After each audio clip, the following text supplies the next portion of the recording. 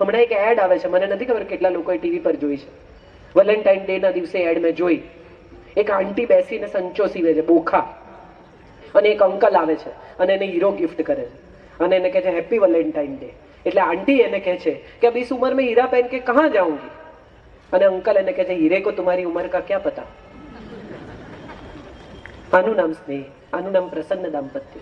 પ્રસન્નતા તો ક્યાંયથી પણ આવી શકે. મેં કહ્યું ને, આપણે સગવડ ને સુખ માની બેઠા છીએ અને એટલે આપણા ભાગ્યો ગૂંચવાઈ ગયા છે. હું ઘણીવાર હમણાં એક આઈએએસ ઓફિસર્સની મેસમાં જ્યારે હું બોલવા ગઈ ત્યારે મેં કહ્યું કે જે પતિ પ્રામાણિક રહી શકે છે ને, એની પાછળ એની સંતોષી પત્ની છે. જેટલા સરકારી ઓફિસર્સ પ્રામાણિક છે, જેટલા સરકારી ઓફિસર્સ પોતાનું કામ મજબૂતીથી કરે છે, એની પાછળ એની સંતોષી પત્નીને તમારે 100 માંથી 100 માર્ક આપવા પડે કે બીજા જોડે પોતાની કમ્પેરિઝન નથી કરતી, કે જોયું પેલા તો કેટલું કમાય છે, તમે નથી કમાતા, આવું નથી કરતી ને, એ પત્નીઓને માર્ક આપવા પડે.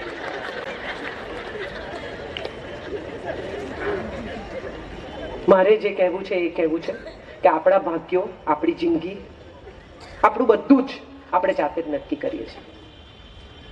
આપણે આનંદમાં છીએ તો આપણું ભાગ્ય પ્રસન્ન છે. આપણે સતત ફરિયાદ કરીએ છીએ તો આપણું ભાગ્ય અપ્રસન્ન છે. જે મળ્યું એનો સંતોષ નથી તો આપણું ભાગ્ય અપ્રસન્ન છે. જે મળ્યું એને માણી શકીએ છીએ તો ભાગ્ય પ્રસન્ન છે. જે મળ્યું એમાંથી વહેંચી શકીએ છીએ તો ભાગ્ય પ્રસન્ન છે. તમારી પાસે જે વધારાનું છે એ આપતા શીખી શકો તો તમે સુખી છો.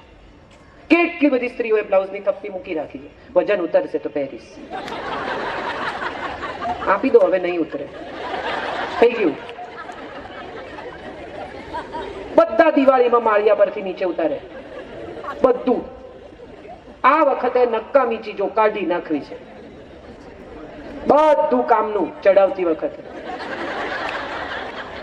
એકચ્યુઅલી તમારા મગજના માળિયામાં પણ બહુ નકામી ચીજો છે, કાઢી નાખો, throw away. It is not needed.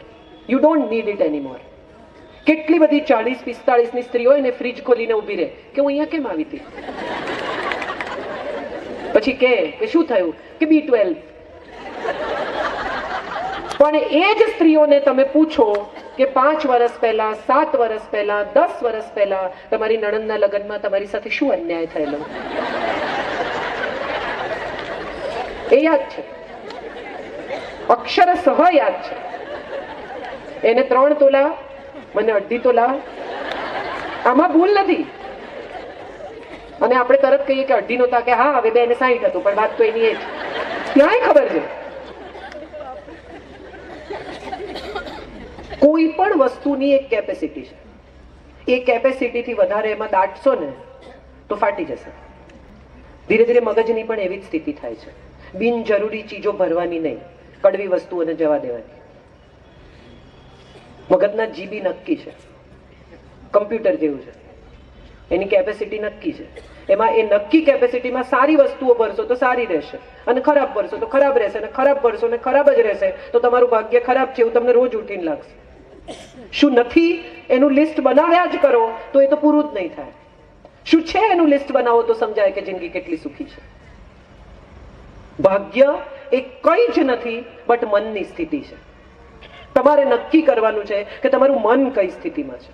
મજા પડે છે, મજા પડે છે. આજે જ નીકળતી વખતે આ બાલાસિનોરના રસ્તાનો ગોટાળો થયો અને અમે મોડા આવ્યા તો મને ભાભી કે અરે મારે તમને કહેવું જોઈએ આમ તેમ. તો મેં કહ્યું કઈ નહીં, હવે તો આટલું બધું તો થઈ ગયું, અમે આવી ગયા, હવે શું થશે, હવે કઈ નહીં થાય. હવે એ વાતને પકડીને હું ચલાવ્યા જ કરું આખો દિવસ કે એમણે કીધું નહીં, એમાં અમે મોડા આવ્યા, પછી ત્યાં લઈ ગયા, પછી ત્યાં સ્ત્રીઓ સાથે ટાઈમ બગાડ્યો, પછી જમાડ્યા, પછી તો કેટલું મોડું થયું, બપોરે તો સુવા ના મળ્યું. તો હું અત્યાર સુધી એ જ રડતી હું. એને બદલે કેટલી મજા કરી, પરિવાર સાથે આખો દિવસ વિતાવવાનો આવો ચાન્સ મને ક્યાં મળે ચાલુ દિવસે. એ રીતે પણ જોઈ શકાય. એ રીતે આપણે જોતા જ નથી, માટે આપણે દુઃખી છીએ. શું નથી થયું એ બધી ખબર છે. હું ભણવા માંગતી હતી પણ મારા મા બાપે ભણાવી નહીં.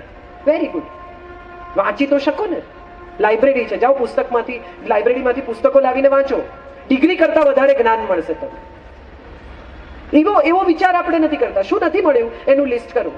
મારા હસબન્ડને તો ટાઈમ જ નથી હોતો, ઘરે આવે ત્યારે તો વોટ્સએપ જ કર્યા કરે.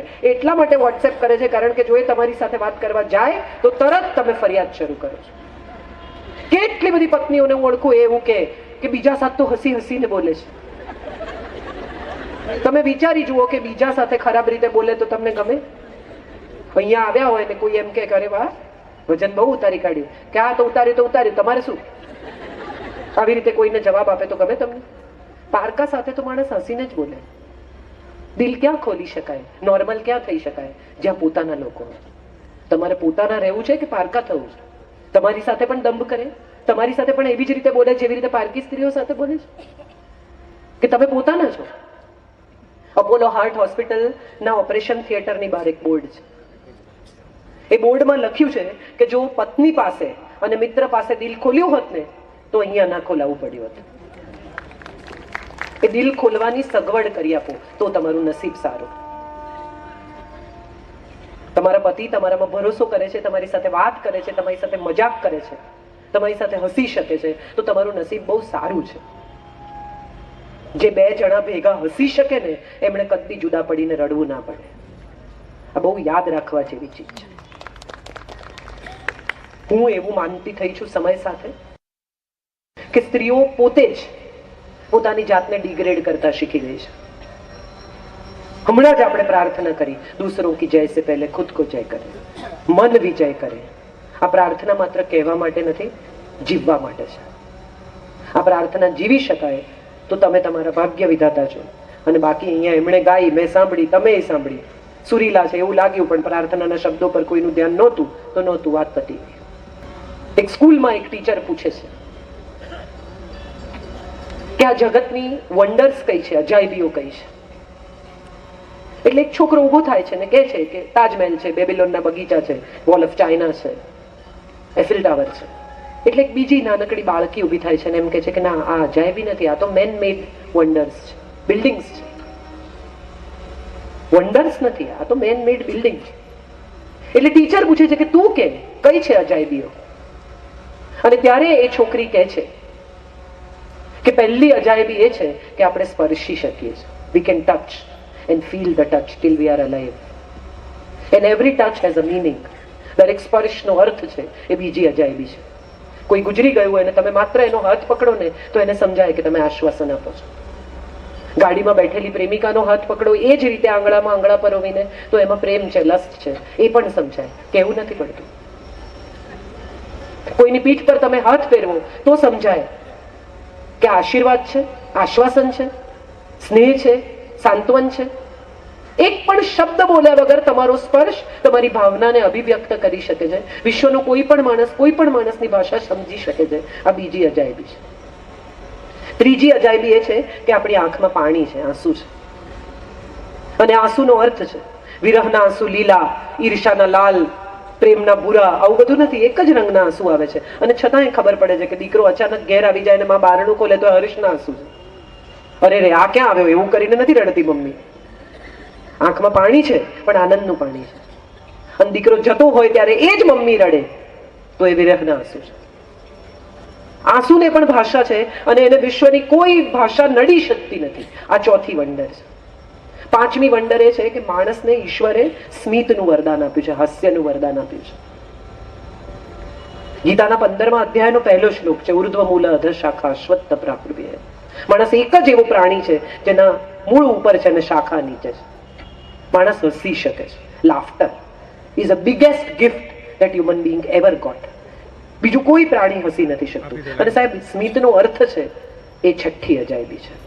તમે કોઈનું અપમાન કરીને હસો ને તો પણ એને સમજાય, અને તમે કોઈના આનંદમાં હસો તો પણ સમજાય. તમે કોઈની મજાક કરો તો એ સારી છે કે ખરાબ એ પણ એને સમજાય. આ છઠ્ઠી અજાયબી છે કે શબ્દ વગર તમે ભાવ સમજી શકો છો. અને સાતમી અને છેલ્લી અજાયબી એ છે કે હું 1.25 કલાકથી બોલું છું, 1 કલાક 20 મિનિટથી કોઈએ શ્વાસ ચેક નથી કર્યા. હવામાંથી ઓક્સિજન આપોઆપ છૂટો પડે છે, આપોઆપ ફેફસામાં જાય છે, આપોઆપ કાર્બન ડાયોક્સાઇડ નીકળે છે, અને આ સમાંતર પ્રક્રિયા ચાલ્યા કરે છે. આવું કોઈએ ચેક કર્યું? ચાલે છે, પતી ગયા. આ સાતમી અને અદ્ભુત અજાયબી છે. અને માટે જ્યાં સુધી શ્વાસ ચાલે છે ને ત્યાં સુધી સદભાગ્ય જ સદભાગ્ય છે, કોઈ દુર્ભાગ્ય નથી. શ્વાસ ચાલે છે ત્યાં સુધી આપણું ભાગ્ય આપણા હાથમાં છે. શ્વાસ ચાલે છે ત્યાં સુધી આપણે બધું જ બદલી શકીએ છીએ, શક્ય છે. શ્વાસ ચાલે છે ત્યાં સુધી આપણે બીજાની જિંદગી પણ બદલી શકીએ છીએ, શક્ય છે. આજે જ મને પૂછતા હતા શ્રેયસભાઈ કે તમને શું ડ્રાઈવ કરે છે? અને ત્યારે મેં એમને કહ્યું કે એક માણસ પણ આટલા બધા બેઠા છે એમાંથી જો એવું નક્કી કરે ને કે કાલથી કમ્પ્લેન નહીં કરું તો મારો ધક્કો સફળ. એક જ જણ, વધારે નહીં. દુનિયા તો બદલી શકાતી જ નથી. એક ભાઈએ 20 વર્ષે નક્કી કર્યું કે આપણે જગત બદલી કાઢીએ. ચલો 30 વર્ષે થયું કે જગત તો નહીં બદલાય, રાજ્ય બદલીએ. રાજ્ય પણ ના બદલાયું. 40 વર્ષે નક્કી કર્યું કે હવે આ શહેર બદલે. શહેર પણ ન બદલાયું. એટલે 50 વર્ષે સમજાયું કે જાત બદલી હોત ને તો બધા બદલાઈ ગયા. સ્વયંને બદલો, સ્વયંનું ભાગ્ય સ્વયં લખો. જ્યોતિષ નકામા છે, કુંડળીઓ નકામી છે, ભાગ્યો નકામા છે, ગ્રહો નકામા છે, વીટીઓ નકામી છે. તમને ખરેખર લાગે છે કે અમુક પ્રકારના પથરા પહેરવાથી ઉપર કોઈ ગ્રહ તમારા પર રાજી થશે? સોની કમાશે, આટલું થશે, એનાથી વધારે કઈ નહીં થાય. એટલું સોનું વસાવી શકશો ઘરમાં. સમય આવે વેચશો તો ફાયદો થશે. હું એવું માનું છું કે જિંદગી માણસ જાતે જ નક્કી કરે છે અને જાતે જ જીવે છે. મારો 2.5 વર્ષનો દીકરો 3જે માળથી પડીને ગુજરી ગયો ને, ત્યારે બહુ બધા લોકોએ મને જાત જાતનું કહ્યું. આમ વિધિ કરો ને તેમ વિધિ કરો ને આમ કહેવાય ને તેમ કહેવાય ને. એના પછીનું બાળક જયારે જન્મ લેવાનું હતું તથાગત, ત્યારે બધાએ એમ કહ્યું કે આપણે મુહૂર્ત જોઈએ એના સિઝેરિયનનું. અને ત્યારે મેં એવું કહ્યું કે બધું તમે મુહૂર્ત જુઓ ને તમે બધું નક્કી કરો ને સમયસર ચીરો મૂકશે ને સમયસર બહાર કાઢશે. વીજળી જતી રહી તો નહીં થાય. અને પછી વહેમ આવશે કે આ ખોટા સમયમાં સિઝેરિયન થયું. મારે જાણવું જ નથી. જેમ નોર્મલ ડિલિવરી થાય એમ નોર્મલ સિઝેરિયન તમે નક્કી કરો એ ટાઈમે ડોક્ટર આવે, સ્ટરીલાઇઝ કરે, એની મેળે ખોલે, એની મેળે બાળકને બહાર કાઢે ને બહાર નીકળે એનો જન્મ સમય. મારે કશું જ ગોઠવવું નથી. મારો દીકરો મજા કરે છે, 21 વર્ષનો છે, એની રીતે એની જિંદગી જીવે છે. એની કુંડળી પણ અમે હજી સુધી કોઈને બતાવી નથી. અમે કુંડળી જોઈને પરણ્યા નથી. અને છતાંય હું સુખી છું, તમારી સામે ઊભી છું. કોઈ સમસ્યા હજી સુધી ઈશ્વરની કૃપાથી નથી. કૃપાનો પ્રયાસ કરો. એની કૃપા તમારા પર થાય એનો ચોક્કસ પ્રયાસ કરો. કોઈને સુખી કરો, કોઈને હસાવો, કોઈને આનંદ આપો, કોઈની સાથે વહેંચો, કોઈનું પેટ ભરો, કોઈને સાજા કરો, બીમાર પાસે જઈને બેસો. તમારું ભાગ્ય આપોઆપ બદલાઈ જશે. હું નથી માનતી કે કોઈ કુંડળીઓ કામ કરે છે. હું હંમેશા એવું માનું છું કે આશીર્વાદ અને દુઆ કામ કરે છે. જેટલી વધારે દુઆ, જેટલા વધારે આશીર્વાદ ભેગા કરશો એટલું સદભાગ્ય વધતું જશે. આવી મને સમજણ પડે છે અને હું આવું જીવું છું. તમને જો હું આદર્શ લાગતી હોઉં, આ 1000 માણસ મને સાંભળવા આવ્યા હોય તો આ 1000 લોકોને મારે એટલું કહેવું છે કે હું કોઈ નજુમી, કોઈ ફકીર, કોઈ ભુવા, કોઈ કુંડળી, કોઈ જ્યોતિષમાં માનતી નથી. તમે પણ જો બની શકે તો આમાંથી નીકળી જજો. આ અંધશ્રદ્ધા છે. શ્રદ્ધા એક જ છે અને એ છે કે આપણી ભીતર છે, એ જ બહાર છે. આટલી જ શ્રદ્ધા છે, આના સિવાયની કોઈ શ્રદ્ધા નથી. રજનીશજીને એકવાર કોઈકે પૂછેલું કે તમે તો ભગવાનમાં માનતા નથી, તમે પ્રાર્થના કરો તો શું કરો? અને ત્યારે એમણે જે કહેલું ને એ હું માનું છું મારી આજની છેલ્લી લાઈન છે. એમણે એમ કહેલું કે હે ઈશ્વર, હે પરમાત્મા, હે પરમ તત્વ, હે પિતા, હું જે માગું ને એને મને લાયક બનાવજે, અને નહીં તો હું જેને લાયક હોઉં એ મને આપજે. આ સત્ય પ્રાર્થના છે.